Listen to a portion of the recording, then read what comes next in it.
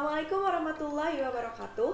Kami dari kelompok 1 akan mempresentasikan proposal yang sudah kami buat dengan judul Program Pelatihan Pembuatan Alat Permainan Edukatif sebagai Media Pembelajaran Warga Belajar di PAUD Darussalam. Dengan materi yang pertama akan disampaikan oleh saya sendiri juga selaku moderator. Pemateri kedua akan disampaikan oleh Neng Siti Rohamah dan pemateri yang terakhir akan disampaikan oleh Rahmatus Solihah. Langsung saja saya akan menyampaikan materi yang pertama. Pertama saya akan memaparkan tentang latar belakang. Dengan menjaburnya lembaga penyelenggaraan pendidikan anak usia dini atau PAUD seperti taman penitipan anak, kelompok bermain atau playgroup, taman kanak-kanak, dan satuan pendidikan anak usia dini sejenis di seluruh Indonesia masih belum didukung oleh guru atau pendidik PAUD yang memiliki kompetensi sesuai standar nasional PAUD. Oleh sebab itu, maka diperlukan pendidikan dan pelatihan dalam rangka meningkatkan kompetensi pendidik PAUD tersebut. Selanjutnya, A. Pengertian PKK Pendidik PAUD. PKK Pendidik PAUD adalah program layanan pendidikan dan pelatihan yang berorientasi pada pengembangan dan peningkatan kompetensi yang diberikan kepada guru atau pendidik PAUD yang belum memiliki kompetensi minimal setara jenjang 3. Selanjutnya B. Tujuan program pelatihan pembuatan alat permainan edukatif sebagai media pembelajaran warga belajar PAUD atau Kober Darussalam. Tujuan program ini dibuat untuk melatih pendidik PAUD, yaitu menjaring dan meningkatkan kompetensi pendidik PAUD, terutama lulusan SMA dan atau sederajat agar memiliki kompetensi sesuai dengan standar pendidik PAUD dan pandai membuat media pembelajaran yang bersifat edukatif melalui permainan dengan cara pendekatan bermain sambil belajar, agar peserta didik bisa melatih dan mengembangkan tutakan dasar ke arah pertumbuhan dan perkembangan fisik atau koordinasi motorik halus dan kasar. Terus kecerdasan, daya pikir, daya cipta, kecerdasan emosi, kecerdasan spiritual. Dan yang terakhir adalah sosio-emosional, yaitu sikap dan perilaku serta agama, bahasa dan komunikasi sesuai dengan keunikan dan tahap-tahap perkembangan yang dilalui oleh anak usia dini. Cukup sekian materi yang pertama, dilanjutkan oleh pemateri yang kedua. Terima kasih kepada moderator kami. Saya di sini akan memaparkan tentang lokasi pelaksanaan program pelatihan ini. Lokasi program pelatihan yang diadakan ini yaitu tempatnya ada di PAUD atau Kober Darussalam di Jalan Saguling, Babakan, RT 3 RW 4, Kelurahan Kesamena, Kecamatan Kawalu, Kota Tasikmalaya. Selanjutnya, saya di sini akan menjelaskan sasaran dari program pelatihan alat pembelajaran edukasi ini. Yang menjadi sasaran program pelatihan ini yaitu guru PAUD Darussalam, karena dengan adanya program pelatihan ini supaya pendidik pandai membuat media pembelajaran yang berupa permainan, dan ketika pembelajaran berlangsung, pendidik dapat mengaplikasikannya kepada peserta didik sehingga peserta didik dalam pembelajaran tersebut tidak akan merasa bosan, tidak akan merasa boring, dan akan meningkatkan motivasi belajar peserta didik tersebut. Yang selanjutnya itu sarana dan prasarana. Sarana dan prasarana di PAUD Darussalam ini fasilitasnya cukup terpenuhi. Di antaranya ada gedung yang telah digunakan untuk dijadikan tempat pembelajaran, dan juga ada akses internet. Jaringannya yaitu menggunakan Telkomsel dan memakai sumber listrik yaitu memakai PLN. Selanjutnya saya di sini akan memaparkan tentang jadwal pelaksanaan dari program pelatihan ini. Jadwal pelaksananya yaitu selama 1 bulan.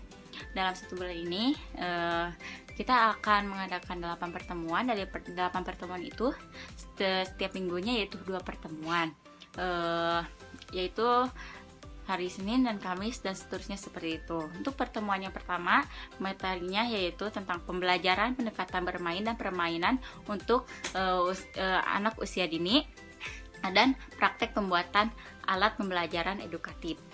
Pertemuan yang kedua yaitu pengembangan alat permainan edukatif untuk anak usia dini, dan praktek pembuatan alat pembelajaran edukatif.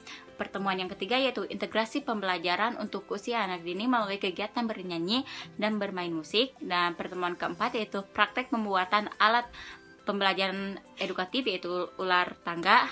Pertemuan yang kelima yaitu praktek pembuatan alat pembelajaran edukatif yaitu alat musik perkuasi yaitu pola, bunyi, dan bilangan. Ada pertemuan yang keenam yaitu praktek pembuatan alat pembelajaran edukatif yaitu turut order. Dan pertemuan yang ketujuh yaitu mengaplikasikan pembuatan alat pembelajaran edukatif dari pertama sampai akhir yaitu ular tangga, alat musik, dan turut order. Dan pertemuan yang kedelapan yaitu evaluasi dan penutupan dalam pelatihan ini. Terima kasih untuk pemateri yang kedua, dilanjutkan oleh pemateri yang terakhir. Selanjutnya saya akan memaparkan materi yaitu daya dukung. Nah, dalam daya dukung ini, dalam rangka melaksanakan program pelatihan ini yang dilaksanakan di Kober Darussalam, baik secara internal maupun eksternal, yang mendukung terhadap pelaksanaan program pelatihan diantaranya lokasi yang strategis, dilihat dari sisi jangkauan pendidik dan peserta didik, dan juga Kober tersebut mempunyai fasilitas yang lumayan cukup lengkap dan mendukung, dan tempatnya aman serta tentram. Dan selanjutnya yaitu ada tindak lanjut. Nah, setelah diadakan rintisan program pelatihan ini, diharapkan penyelenggaraan program ini bisa berkelanjutan secara kontinu walaupun keadaan unsur penunjang masih dirasakan belum maksimal. Akan tetapi dengan adanya rasa tanggung jawab untuk membantu pendidikan peserta secara optimal bisa terwujud. Untuk selanjutnya yaitu ada rencana anggaran biaya. Nah, dalam rencana anggaran biaya ini untuk jumlah pesertanya yaitu 10 orang dengan total anggaran 7 juta rupiah, dan juga total pengiraan penggunaan dana yaitu 6.457.000 rupiah, dan juga di kelas dasar yaitu selama 1 bulan, 1 minggu 2 kali pertemuan. Nah, untuk rincian biayanya itu yang pertama untuk training provider yaitu honor pelatih, konsumsi, transportasi dengan jumlah 2.800.000 rupiah, dan juga yang kedua ada alat tulis kantor peserta pelatihan mulai dari buku hingga lem yaitu senilai 485.000 rupiah, dan untuk konsumsi yaitu senilai 2.240.000 rupiah, serta untuk umum jumlahnya 200.000 rupiah, serta kepanitiaan mulai dari nasi kotak, snack hingga spanduk pelatihan yaitu jumlahnya 772.000 rupiah.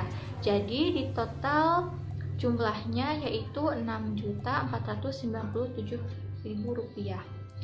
Sekian, terima kasih. Terima kasih untuk pemateri yang terakhir.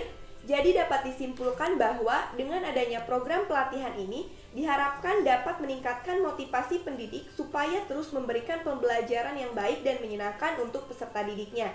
Kami menyadari bahwa pelaksanaan program pelatihan pembuatan alat permainan edukatif sebagai media pembelajaran ini masih banyak kekurangan. Akan tetapi harapan kami mudah-mudahan program ini dapat berjalan dengan sukses. Mungkin cukup sekian presentasi yang dapat kami sampaikan. Mohon maaf bila banyak kekurangannya. Apabila ada yang kurang paham bisa dikomen di bawah sini, dan jangan lupa ide dan sarannya. Terima kasih, bye-bye. Wassalamualaikum warahmatullahi wabarakatuh.